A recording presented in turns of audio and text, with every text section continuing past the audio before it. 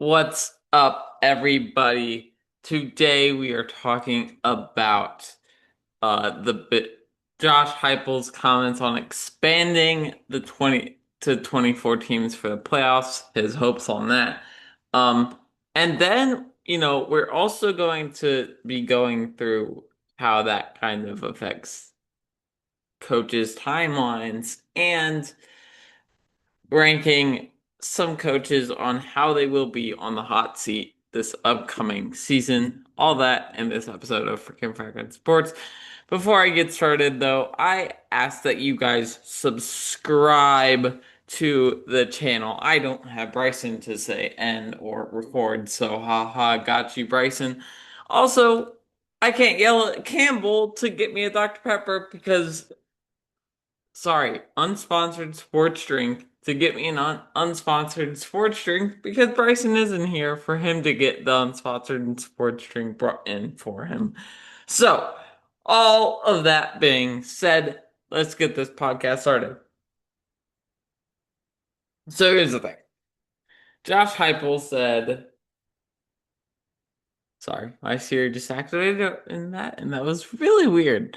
Um, creepy. Oops. So Josh Heupel said that that he was for the 24 team playoff because effectively it gives more teams a chance. Now, that may be true. And I also remember this season when we had Tulane and James Madison University in the playoffs, and people were very upset. Like, how do these two teams get in over other good teams? So, here's the thing. When you have 24, the more chance of other bad teams getting in is greater because there's more slots. So, if you hate it now, you're going to hate it then. That's one bad thing about the 24 team playoff. That's why Josh Heupel is wrong. That's why the Big Ten is wrong. I hate it. We're not gonna do it. The other thing, and this kind of goes into my main discussion today, is that as if I were an athletic director, if I was a donor, and you're preaching for a 2014 playoff like the Big Ten is, I'm like, you gotta make a playoff. If you are a Michigan, if you are an Ohio State, if you are well, Ohio State already made the playoffs twice, so we're not gonna talk about them. But if you're one of these premier programs in your conference, you better be making the playoffs every year. And for the coaches, if you want an extension, I am not letting one playoff run be a reason for you to get extended or a pay bump. Because here's the thing. If it's easier to get in, then I expect you to get there more times. Because you're telling me it's easier for me to get in. That means you gotta get there more times. It's just how the world works. Now, you may completely disagree with me on this, and honestly, I think I'm the one right on it, but that's neither here nor there. If we'll use Josh Heupel in 2024, his team made the playoff, right? Under Nico.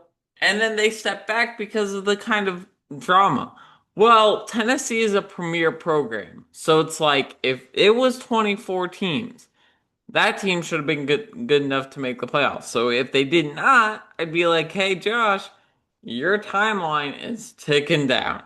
You got one more season to make it. Otherwise, you're gone, buddy. I think Josh Heupel is a remarkable coach, by the way, but I think that the thought process of this makes it less likely that you get into the playoff.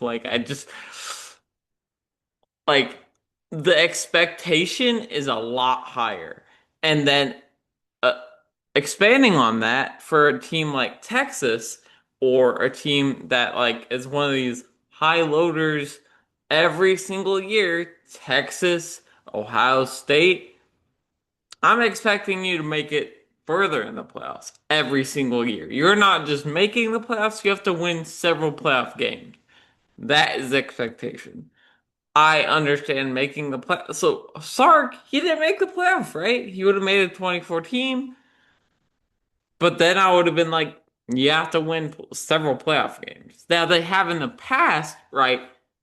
And that's okay. But the expectation is for them to honestly continue to win games. And I like, I just hope that that point is clear, right? So, with that being said, we are going to lead with the hottest seat in the country. We got Mike Norvell. Listen, the reason why he is not fired is simply because they can't buy him out. And I don't want to ever be like, you should be fired, right? That's not who I am. I'm not calling for these coaches' jobs, but there is a standard. And Florida State is a premier program. But the fact that Florida State did not buy him out right now, and they have suffered and they have just looked slow and uninspiring these past two seasons, I think you're just harming the Florida State brand, to be honest. And here's the thing. College football, when all these premier programs are good, is so much better. As an Oklahoma fan, I want Texas to be good. I want Ohio, like I want all these premier programs to be good. Ohio State, Michigan, those two need to be really good. Like it just makes the sport more fun to watch when you have the best of the best going up against it every single year. I don't want to be seeing Georgia kick Kentucky's butt every year because Kentucky's a basketball school. Like we need to raise the bar on the football programs in this country. Please. Especially if we're going to add the 24 teams, which I am vehemently against 2014 playoff. But if we're going to do it, I'm expecting more programs to be good than not. So, just saying. Next up. Now, I said that we talked about him last week. Me and Cooper did last week on Shout Cooper, by the way. Um, we talked about old boy Lincoln Riley and how he had to be on the hot seat because since getting there, he has not looked good. And you have seen a premier program struggle to build, and he has yet to make the playoffs. And here's the thing. I would say he's on the 10, but he's probably more of an 8. His buyout is just huge. So and the expectation that he does not want to play Notre Dame, he doesn't want to play these tough games, and that's because the Big Ten is giving him a bigger schedule this year. That's true. He is. He's getting Oregon, he's getting Ohio State, he's getting Penn State. These are big teams. My expectation now is that you make the playoffs. If you're not going to have Notre Dame, then you better make the playoffs. For saying fine, I hands up. I don't want to play another Power Four Bigs team because Notre Dame is not a Power Four team. They're independent. So hands up, I don't want to do it. Like that is just too much. We already have a gauntlet of a Big Ten schedule, which how I feel about the Big Ten, we're gonna just put that aside. I have a gauntlet. Well, this is Lincoln talking, right? I have a gauntlet of a schedule. I don't want to play Notre Dame. Well, then, if you're going to say that, you have to make the playoffs this year. And if he doesn't, are we going to keep talking about Lincoln Riley being a good coach? Like, I'm sorry. You haven't made the playoffs. And you recruit really highly at USC. So the expectation is that you win. And most of their hard games are at home. So not ducking Notre Dame to keep going. What are we doing? I don't know. Like that's it's kind of crazy to me. I don't know how you feel. Let me know in the comments how you feel about that one. Listen, my guy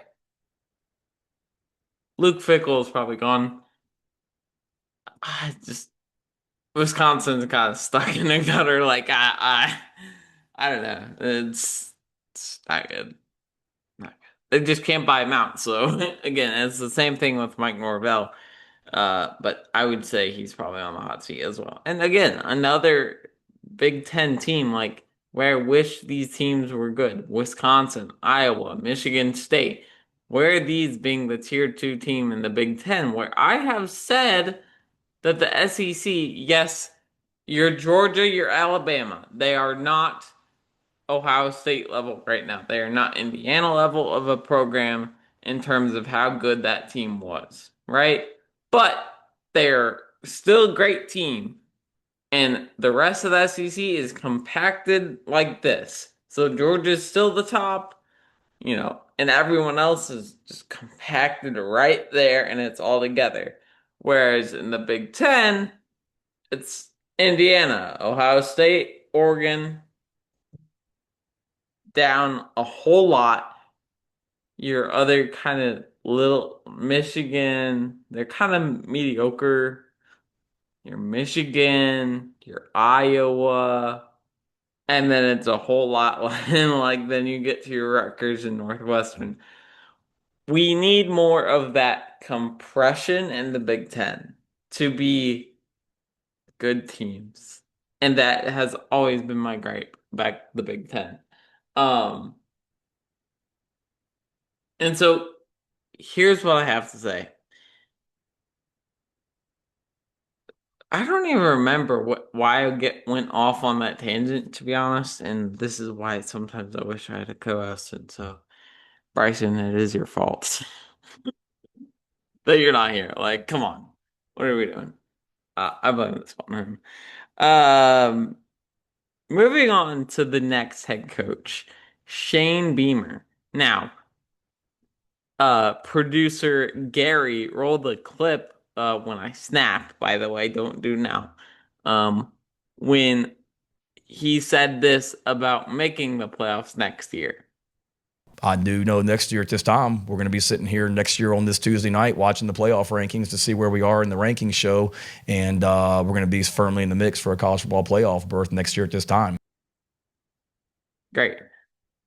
That is a bold statement. That is one thing that you will do that will get you fired at the end of the season if you don't do it. I, Hugh Freeze did it last year at the beginning of the season, and he got fired. Now, granted, that Auburn team was a mess, and so he would have probably gotten fired no matter what, even if he didn't say that. But regardless of that, that's just how I feel. And so I put Shane Beamer at 8. I like Shane Beamer. I think he's a good coach. I think he's a nice guy. I haven't actually met the dude, but like just I've seen interviews with him. He seems like such a nice and down to earth guy. So rooting for him. But yeah. Now I'm gonna throw some ones in here that you wouldn't think are on the hot seat. Or maybe they have pressure, but not ones like Dabo.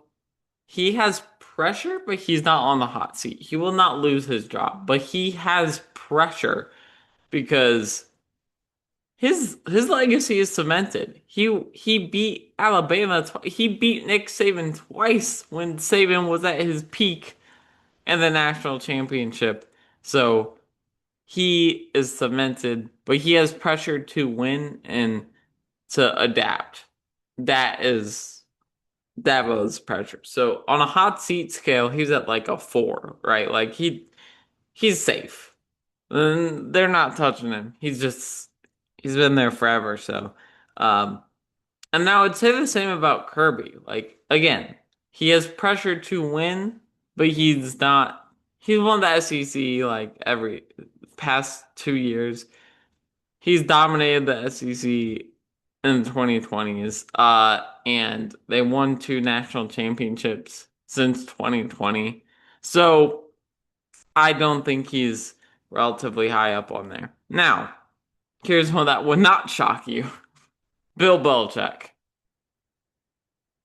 Um, I think this is where Bill is like just is the drama continuing with his girlfriend Jordan Hudson. I don't want to talk about that drama because it's weird and it's not about college football. It's just beyond me. But I did not think Bill Belichick would work in college football. He may have recruited a little better, may have gotten in more transfers, but the expectation at North Carolina, like their best seasons have been like 8-4. Best when Drake May was there, it was like 10 wins. So if their expectation is to be ACC winning, they are not doing that with Bill Belichick. So I don't know what their expectation is. If it's just to do what they normally do or their best seasons, then sure, he could do it. But I just don't expect it. Uh, but I would say he's at 7. Now, here's one as an Oklahoma fan. I think it's a little weird. But I would say I could see it. You know, I think Brent Venables he definitely kept his stay as the Oklahoma coach. This past season, he made the playoffs off of a really really tough schedule. Here is my thing: we cannot go 6-6 this next season. Like your your floor has to be 8 wins. I don't like that. I would like the expectations are high in Oklahoma. Right. So 8 wins also feels really underwhelming, but we can't be doing 6-6, 10-2. 6-6, 10-2 in the regular season, not counting bowl games or the playoff game. He did make the playoffs, and that does help his point. But my point being is you can't be so inconsistent on the season to season basis. Like you have to prove it another year for your hot seatness to go down. Like I think he staved it off, but I think the pressure is very much still there. I wouldn't say you'd get fired right away, but it's still there. And that's just how I feel about that. Kalen DeBoer is a very interesting one at Alabama. Now, I have said this when Saban retired. That is a very, those footsteps or boots to fill are humongous, and you're never going to fill it. He won 6 national titles there. Kirby hasn't won since really NIL took off, but he dominated. So really, you can't stack your rosters like you used to. So I don't think 6 is a good standard, maybe 1 or 2. But I think the expectation from some Alabama fans about Kalen DeBoer, I don't think they understand how great Nick Saban was. And yes, the standard at Alabama should be a national title every single year. But I'm telling you right now, Kalen DeBoer is not capable of that. No one will ever be Nick Saban ever again. He is the greatest college football coach of all time. So it's a little unrealistic for them to just put him on the hot seat every single year. Uh, Now, the expectation should be high, but He's got to make the playoffs. I do say that. Like, he does have to make the playoffs, and I think they probably can. Next up, we got one that I think Missouri fans, honestly, they're really tired of their head coach and Eli Drinkwitz. I hear so many Missouri fans complain about him, and it bamboozles me. Guys, he's not that bad of a head coach. Now, have you won any really big games? No.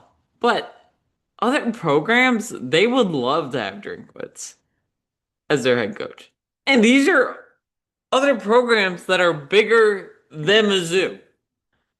He's not a bad head coach. And from where it was when Drink got there, Mizzou was a joke.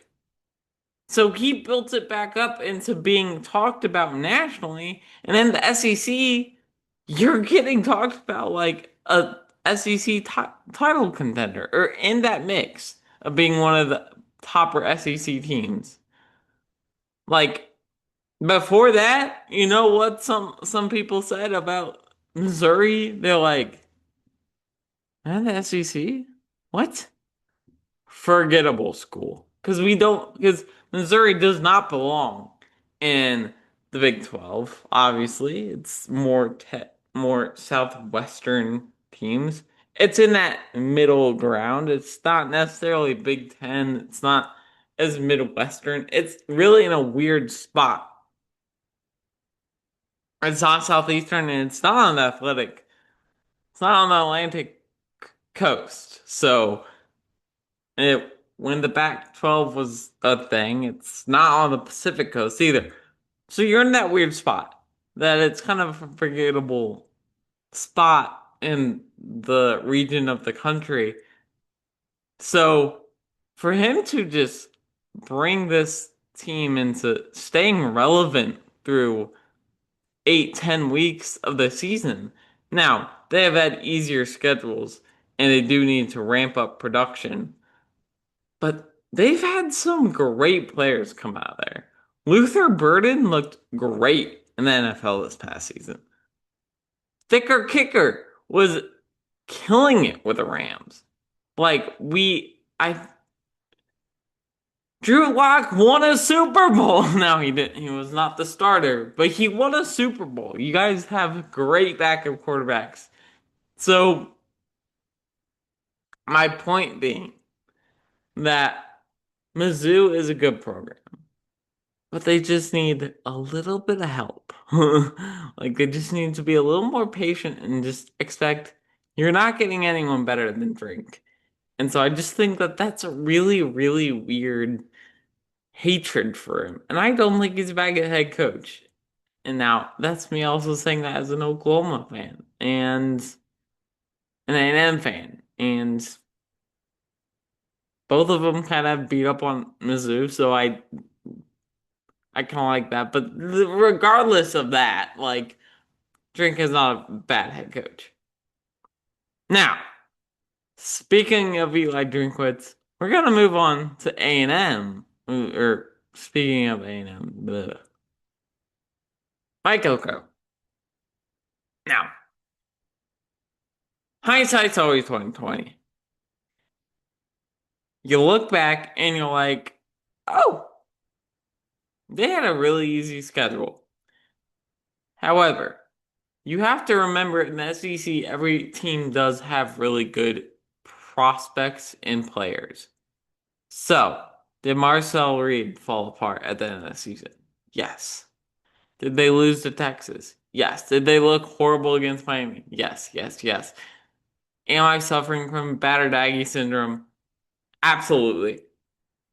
And I even went and said then I was like, all I want for Christmas is an A&M national championship. And I should have been more specific because I got one. I just didn't get the one I wanted. I wanted football. They wanted volleyball.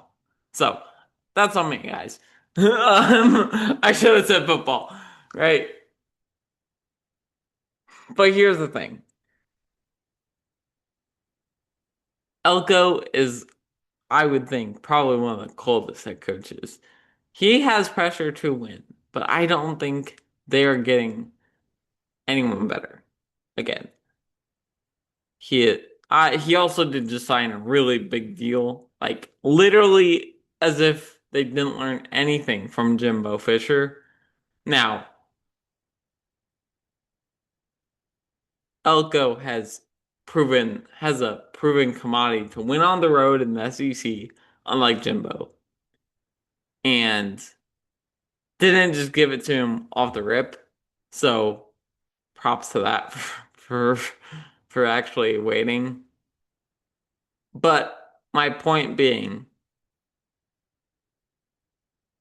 that the pressure is for him to win at a high clip. And I do think he will do that. So now we're gonna move to the other ugly, ugly orange. I'm so sorry, but the ugliest orange around to UT and Steve Sarkisian. As an Oklahoma fan, I respect Sark. I like what he has to do. Now, he wants the athletic department. They want to cancel with Arizona State in a few years, and I hate that. Don't do it. I like it when you, unless it's to get a better team to play, sure, but I don't like that. I want big programs against big programs, and I'm gonna have to wash my mouth out with soap after saying this. Ugh. Do I have to say this, producer Gary? Yeah, okay. Oh, give me a second.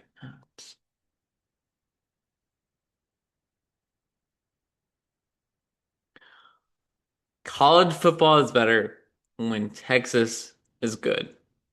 Oh, oh, it's horrible.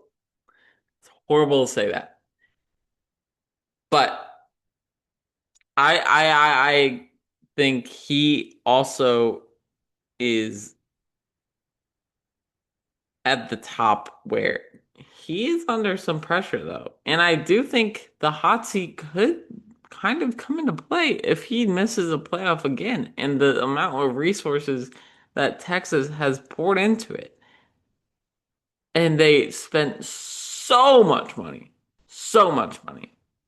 So much money in the transfer portal. Like it is insane. They got Cam Coleman, they got literally everything. Every nice car in the building, right? Like they went to like Lamborghini and bought the whole lot. Like they were in spending spree.